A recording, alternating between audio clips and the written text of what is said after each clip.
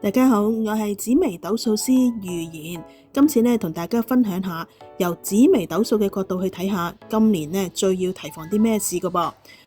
其實紫微斗數咧每年都可以咧推算到一啲社會現象噶，其中咧係包括咗大家特別需要留意嘅地方噶噃。2025年咧就係太陰星化忌啊，太陰星咧其實咧就同屋企有關，所以咧舊年咧都好容易發生一啲同屋企相關嘅麻煩事噶噃。而2026年今年咧就係廉貞星化忌啦，廉貞星咧同電器啦，尤其係3C 即係電子相關嘅產品咧係好有關係噶，例如係一啲嘅尿袋啦，或者係電腦啦、手機啦，以及其他咧會發光發熱嘅電器嘅。另外咧，廉貞星咧亦都同官非啦、血光有關嘅噃。違法嘅事咧固然咧平日都唔應該做啦，但今年咧尤其做咗咧係好容易引發嘅官非㗎。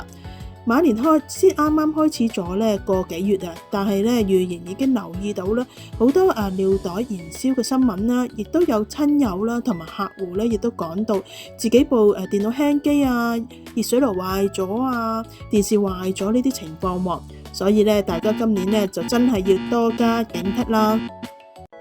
我係紫微斗數師預言，歡迎訂閱預言說命運，下次再傾啦，拜拜。